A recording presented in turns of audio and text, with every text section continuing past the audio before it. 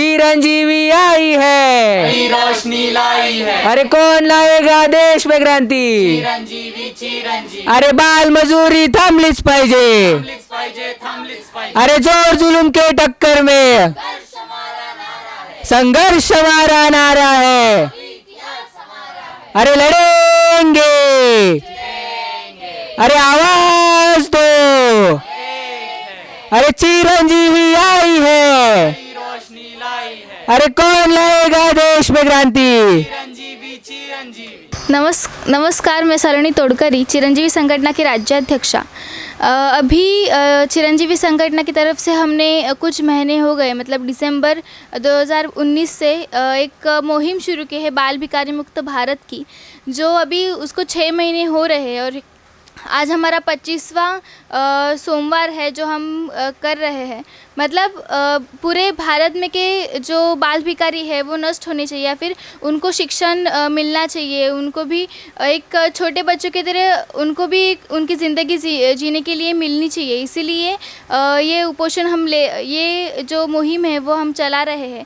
और मैं उपोषण करती हूँ क्योंकि लोगों को एटलीस्ट ऐसा तो लगे कि एक छोटी बच्ची है, एक 16 वर्षीय बच्ची है जो उपोषण कर रही है, और उसका जो विषय है वो भी बहुत अहम है। मतलब अभी जो बाल भिखारी मुक्त भारत करने की जो थॉट है वो कैसे आया, तो हम जैसे डेली में हम लोग कॉलेज जाते हैं, तो मैं 12th में पढ़ती थी, अभी 12th की एग्ज़ाम वगैरह हो गई है, तो तभी कॉलेज में जाती थी। तभी एक दिन एक छोटी बच्ची थी जो हमारे ग्रुप की तरफ आई, और एक बहुत ही लाचारी से वो हमसे पैसे मांग रही थी। और मतलब उस जो एज में रहते वक्त जो लाचारी उनको सहन करनी पड़ती है, जो अजीजी उनको सहन करनी पड़ती है, और छोटे उम्र में जो करना चाहिए, मतलब हमारे भाई बहन और जो हमारे साथ में जो हम रोज़ देखते हैं जो छोटे बच्चे होते हैं, वो खेलते हैं, कूदते हैं, या फिर स्कूल वगैरह जाते हैं, ऐसे बहुत सी चीज़ें हैं जो वो करते हैं।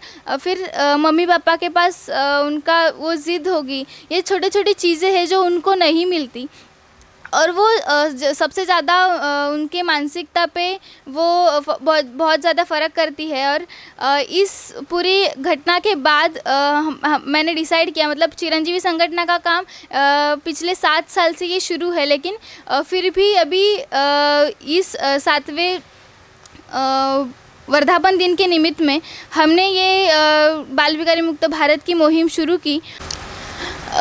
इस पूरे मुहिम में हमने जो हर सोमवार को, या फिर पहले जो 3 दिन का उपोषण था, तभी जो हमारे राष्ट्रवादी के आमदार है विद्याताई चौहान, वो उपोषण को मिल के गए, या फिर हमें एक पाठिंबा दे के गए। उसके बाद जो अब हमारे एकनाथ शिंदे हैं, उन्होंने भी, जब उनको पता चला कि ऐसे कुछ तो हो रहा है, या फिर बाल भिखारी मुक्त भारत के लिए एक छोटी लड़की है जो उपोषण कर रही है, और ये जो इशू है वो उसने लिया है।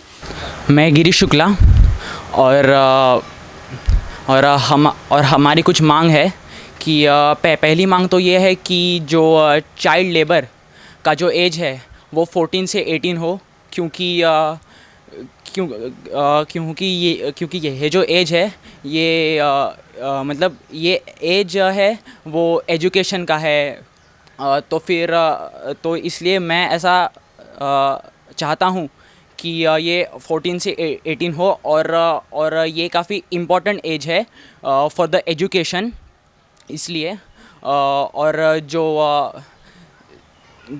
चाइल्ड लेबर का जो स्कूल्स है, तो फिर वो अलग से हो, क्योंकि वो आम स्कूल्स में ठीक से मतलब उनका मैच होता नहीं है उन टीचर्स के साथ।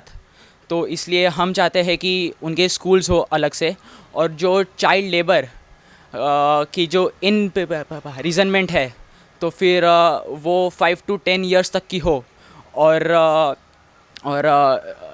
इनका जो पनिशमेंट है वो 5 to 10 lakhs तक का हो, क्योंकि उनके जो मालिक है तो उनको ये बात हाँ ये समझ में आए कि चाइल्ड लेबर ये कितना बड़ा है क्राइम। नमस्कार, मैं राहुल बनसोडे चिरंजीवी में राज्य प्रवक्ता म्हणून काम करतो किया। जो आमदार है उसके नीचे एक उनके जो निधि है ना उनमें से एक बाल गृह निर्माण चाहिए और उनका देखभाल आमदार करना चाहिए। और जैसे कि अपने जो बाल विकार उनका अभी जो उनका रैकेट से ग्रुप है उनका निपात करना चाहिए, क्योंकि अभी सरकार अपनी नोटबंदी अचानक कर सकती, तो अभी बाल विकारी भी निपात जल्दी भी कर सकते, सिर्फ सरकार ने लेना चाहिए।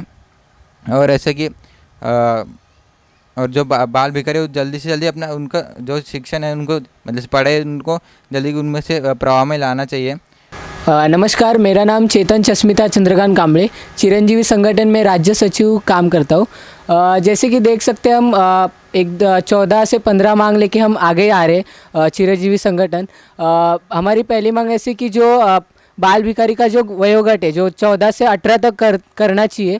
उसके बाद जो पुलिस स्टेशन में उनका नोंद होना चाहिए, क्योंकि जब देखते कि सड़क पे या फिर बस स्टैंड पे बाल भिखारी रहते तो उनको मतलब पुलिस को पता होना चाहिए कि वो फिर से गलत काम में नहीं गया है क्या, या फिर से वे सिगरेट दारू इसमें गया है क्या, वो देखना चाहिए पुलिस ने। और वो नोंद होना चाहिए कि वो अच्छे में जा रहा है या नहीं। और फिर और ऐसी कि एक आमदार मतलब अपने महाराष्ट्र में अपने भारत में आमदार है, आमदार के नीचे निधि आता है, निधि के साथ बाल सुधार गृह नहीं होना चाहिए, बाल विकास गृह होना चाहिए। उन्होंने गुनाह तो नहीं किया जो सुधार गृह नाम दे सकते, तो बाल विकास गृह होना चाहिए, उसके अंदर उसका विकास होना चाहिए।